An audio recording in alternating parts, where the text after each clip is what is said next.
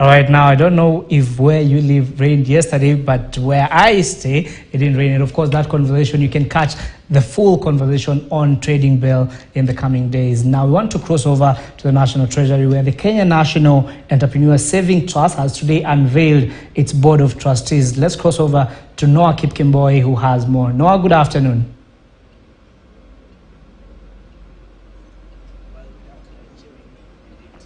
Seen the launch of the trustees for Kenya National Entrepreneur Savings Trust, and this is very critical, and you'll see this in the discussion that we're about to have right now. I'm joined by Rose Kwena, who's the CEO of Kenya National Entrepreneur Savings Trust. Rose, meant to understand KNEST is very critical in terms of bringing the informal sector into the pension regime. How neglected is this sector? This sector, thank you very much. What's your name? My name is Noah. Thank you very much, Noah. Today is indeed a very great day for us. This sector is really marginalized, if that is what we can call it. And it is a very crucial sector because it forms the bulk of the total workforce.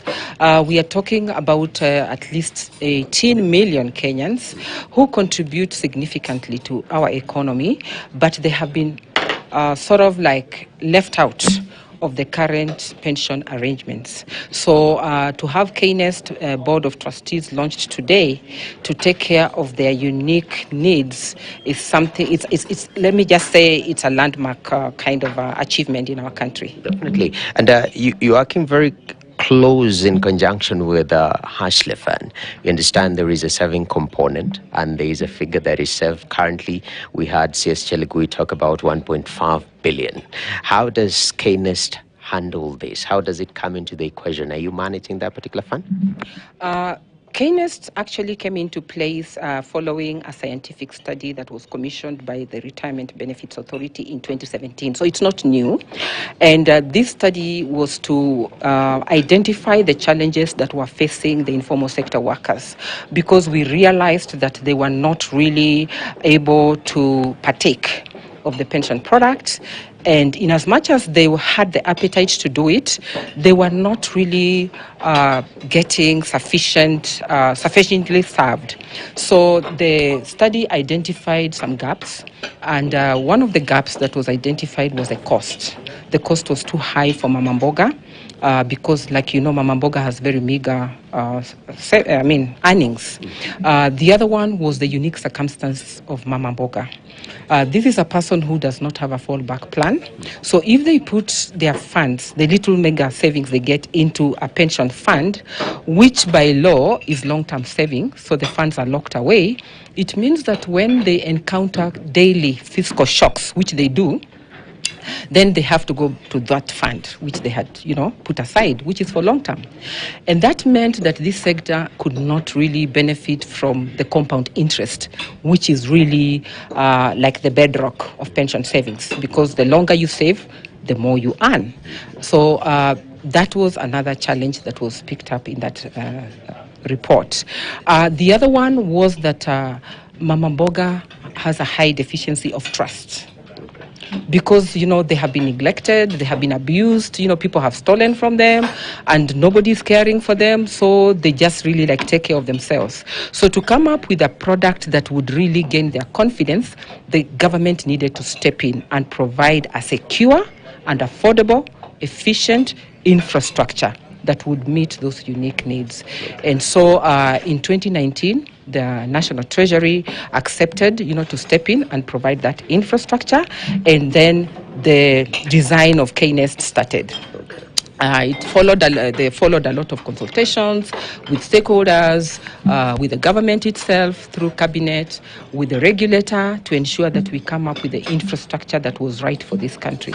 So in 2022, to be precise, on the 4th of February 2022, KNEST was registered by the Retirement Benefits Authority to provide that infrastructure that was able to manage micro contributions and take into cognizance the unique circumstances of that sector.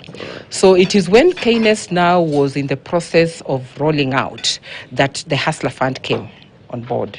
And now with the Hustler Fund coming on board, and KNEST and the Hustler Fund being both government initiatives, this is what now you heard our CS for cooperatives now telling you that we are working together to streamline our processes and now see how KNEST will anchor the savings component of the Hustler Fund, and especially now that we have a trustee board in place, because under the Retirement Benefits Act, the fiduciary responsibility of managing pension contributions falls squarely on the trustees. Okay. So having trustees today means that now KNEST is ready to roll. All right. And as we finish now, to the core people that you're targeting, as you call the informal sector, right now around close to 20 million people.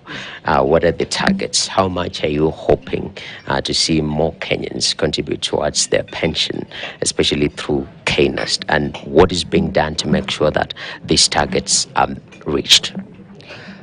Thank you. We are actually looking at targeting the entire 20 million. KNEST has two savings channels. There is the savings channel that we would want to call mandatory, and this one is composed of the hustler who is actually borrowing from the Hustler Fund. So these are people who are saving by default. They don't sit and decide and make a conscious decision to save. So those ones, we know that we will get them by default. But we also have another 4.5 million Kenyans who, according to the study that we undertook, have the ability to save. They really are not borrowers. They don't want to borrow, but they can actually save if they have the right mechanism to save. And these are people who, like, say, if you look at the border riders, for example, engaging them and talking to them, one would tell you that on a good day, he makes maybe 300 to 400 shillings a day. These are people who are actually willing to put aside something like 50 shillings a day.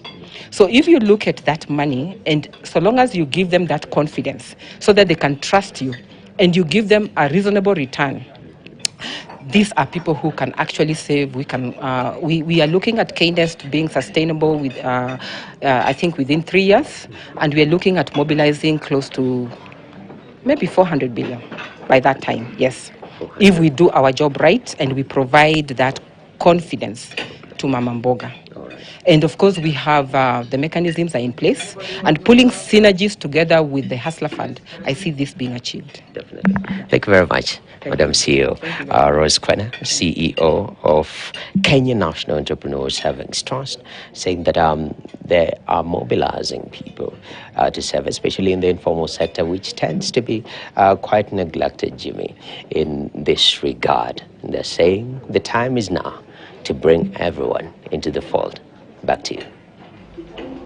All right, thank you very much. And of course, we will be looking forward to everyone being brought into the fold. Now, moving on to matters deals now. KCB and Naivas deals have been named among East Africa's notable mergers and acquisition for the year 2022 in deal